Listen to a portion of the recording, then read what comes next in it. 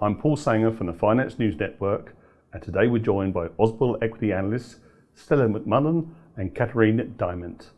Stella specialises in covering consumer staples, retailing, gaming, commercial services and packaging sectors, while Katerina focuses on the automotive, capital goods, agriculture, chemicals, media, online services and utility sectors. Stella, Katerina, wrapping up on the reporting season, I'd like to explore some key themes and trends across the sectors you cover. Stella, starting with you, what was your best and worst performing sector under coverage and what drove these performances? The retail sector was a real standout for us in the last reporting season. Expectations were very low going into the results, but the consumer has proven to be more resilient. On the flip side is the packaging sector.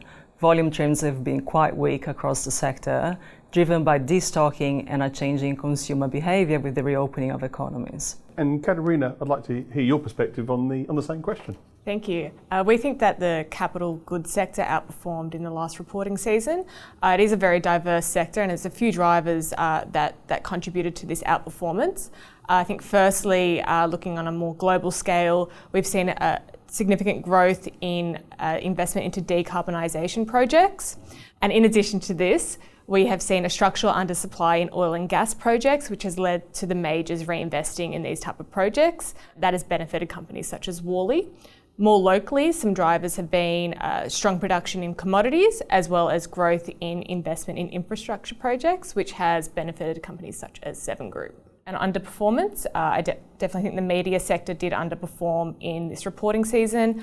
It is an interest rate sensitive sector and the consumer has been under pressure, which has led to lower advertising spend across the sector, and for the pure play media names that has put downside pressure on earnings. And Stella, how critical will the interest rate be to your outlook, and what if rates stay higher for longer? A reduction in interest rates will clearly be supportive of the consumer and therefore of the retail sector. Holding rates higher for longer would remove some upside risk to earnings, but for us it's a timing question, whether we'll see upside come through in 2025 or 2026.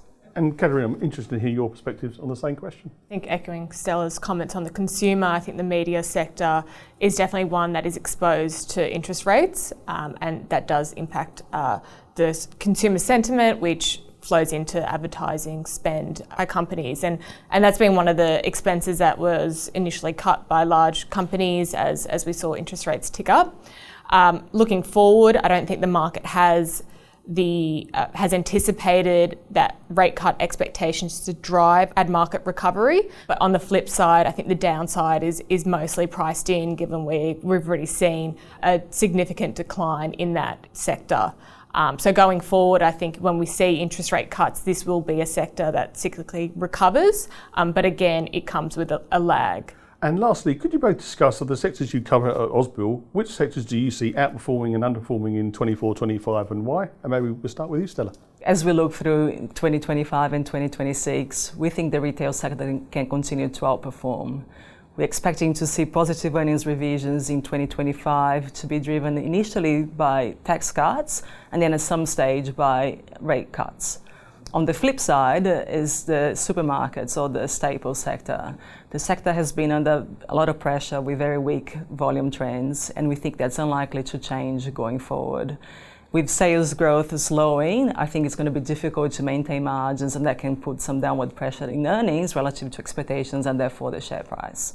And any particular names that are standouts for you in some of those sectors that you think maybe outperform? We think Wesfarmers is a stock that can perform quite well in a cyclical recovery. 55% of the business comes from Bunnings, which is obviously linked to the housing market.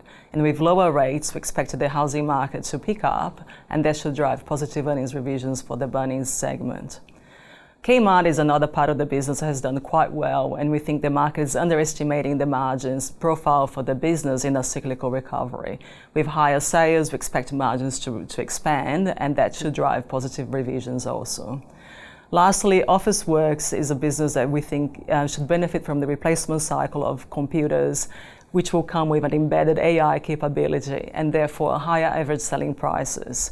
With higher average selling prices, we could see an uptick in sales as well as margins. So across the portfolio, we think there are enough levers that they can pull to drive earnings growth over the next 12 to 24 months. Thanks, Stella. And Katerina, how about your sectors? I've previously spoken to the media sector that we thought underperformed in the last reporting season. We think that this trend will continue into the next 12 months on the view that timing of interest rate cuts, the potential for that to be stretched out won't see that cyclical recovery in the sector. But on the flip side, we think a sector that will outperform over the next 2 years will be the agriculture sector. This is really driven by improved weather conditions that will lead to better harvesting and better farmer profitability, and in turn have positive implications for earnings across the sector. And you highlight agriculture as being one of the sectors you think outperform because of improved weather conditions. Can you just maybe elaborate a bit more than that, because there's been diverse weather all over Australia, but I'd be keen to hear your thoughts. Yeah, definitely. So what we've seen across Australia is very wet conditions across the east coast, but still quite dry conditions across the west coast. But comparing this to around 6 months ago when the outlook was for a drought across Australia, the weather conditions have improved materially. So that is why we think from an earnings perspective, this sector will outperform. The names in the sector that we like is Elders, more from a diversified agriculture play. So they are a nationally exposed agriculture company, and they are also heavily exposed to the East Coast. But if you want to look more from a pure play East Coast commodity agriculture company, we like GrainCorp on that play as well.